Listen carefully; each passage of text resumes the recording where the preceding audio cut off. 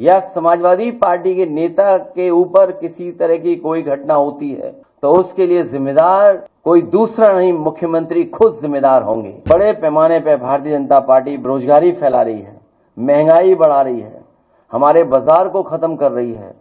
उस लड़ाई में हमारा साथ देने के लिए आए, मैं इन सब का बहुत बहुत धन्यवाद और आभार प्रकट करना चाहता हूं।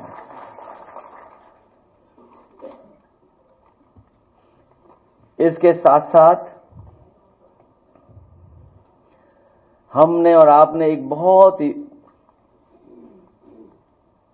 समय समय पर एक बहुत बड़ी योजना के बारे में सरकारी प्रचार सुना होगा और देखा है हम लोगों ने।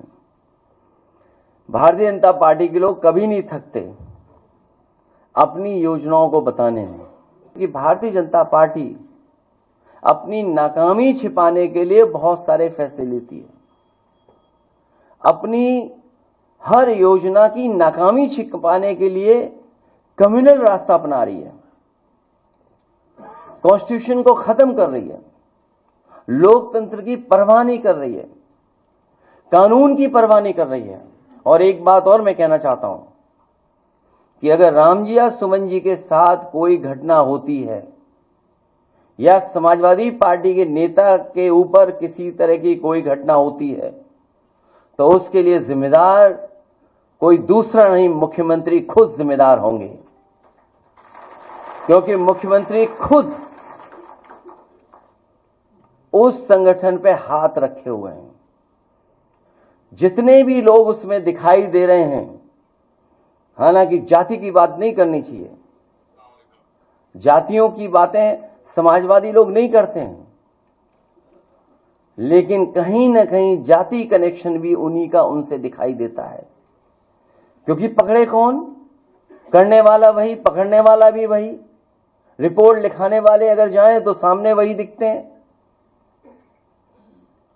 इसलिए अगर कहीं कोई घटना हो रही है, अगर किसी को किसी तरह की अपमान भी होता है तो कि जिम्मेदार अगर कोई है तो मुख्यमंत्री खुद जिम्मेदार हैं।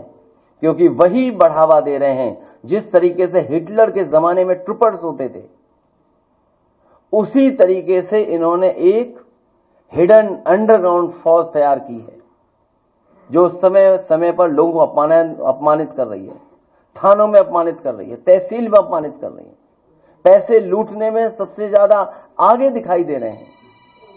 जो लोग कहते थे कि यहां जीरो टॉलरेंस है करप्शन के लिए, इनका खुद अधिकारी पकड़ा गया। और अगर वो कहीं छिपा नहीं है, वो मुख्यमंत्री आवास में छिपा होगा। मैं एक बार फिर दद्दू प्रसाद जी, देवरंजन नागर जी और सलाउद्दीन साहब से लेकर के जगन्नाथ कुशवाहा जी, जितने भी उनके सहयोगी साथी आए हैं, मैं उन सब का अपनी तरफ से, पार्टी की तरफ से बहुत बहुत धन्यवाद देता हूं, स्वागत करता हूं, बधाई देता हूं। और इस उम्मीद के साथ कि आने वाले समय में जो पीडीए का रास्ता है, पीडीए का संघर्ष है, उसको और मजबूत। आप देख रहे हैं द जोहार। जुबां पर जोहार, दिल में झारखंड।